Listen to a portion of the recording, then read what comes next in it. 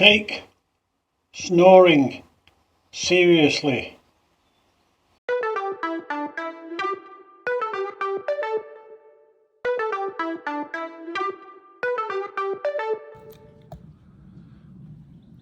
I'm sorry if that was a bit over dramatic, but it's just something I wanted to bring to your attention. About 18 months ago, a member of my family was diagnosed with sleep apnea. It's linked to snoring, and there are other issues involved in it. But what I need to tell you is that since I found out the member of family had it, I got myself checked out, and it's now been proved that I've got sleep apnea as well. What I've done since then is I've been issued with a machine, a CPAP machine, and basically what it does is when you're asleep it blows air into your mouth and nose, and what that does, that keeps the airway in the back of your mouth open and reduces the snoring massively. The snoring itself is just a sound, and it's a symptom of airway closing over. And the significance of that is that when your airway closes over, you're depriving your brain of oxygen. Also, during that process, because your brain's being deprived of oxygen, it sends messages to try and increase the oxygen flow, which means putting your blood pressure up to try and compensate for the lack of air going in. This is not good for you. What I've realised is over the last 40 plus years, I've been having this problem every night, which means I've been starving my brain of oxygen every night for a long time. And also, I've had raised blood pressure during the night.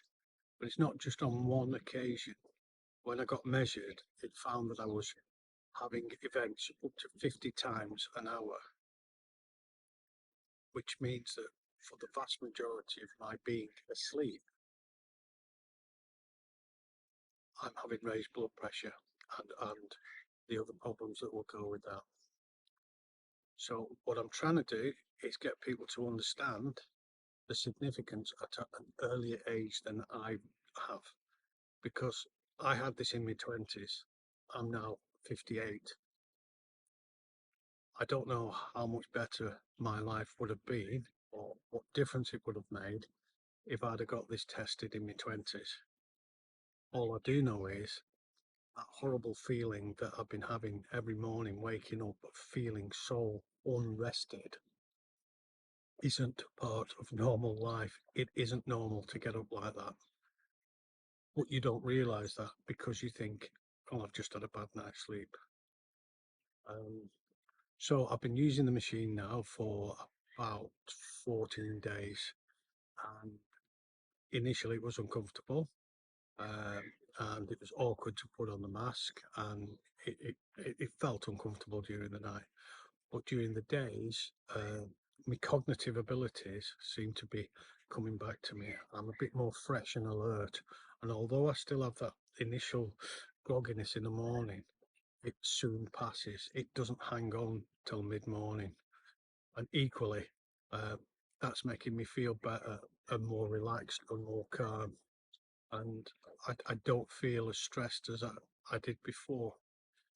But if you realise that for 30 or 40 years you've not had a good night's sleep, it's bound to have some impacts on you. If you know somebody who snores and then during their sleep they stop breathing, please push them to go and see the doctor, get tested. Even if it's just a mild case, it has an impact. Right? The doctors have treatments available. I just urge everybody, if they know somebody or themselves believe that they've got sleep apnea, go and see the doctor about it, because it won't get better on its own. It just keeps going. So I've now had 14 proper nights sleep, and some of them have been really short periods of sleep, up like 6 hours of sleep, but they've been 6 quality hours of sleep as opposed to 7 or 8 awful night's sleep. So please look into it. Sleep apnea, find out about it. If it affects you or somebody you know and love, yeah, then definitely urge them to go and see the doctor. Okay, get it treated, and hopefully you'll be able to feel a little bit like I'm feeling now getting up in the morning. It's much more enjoyable. Okay, so thanks for listening to that bit.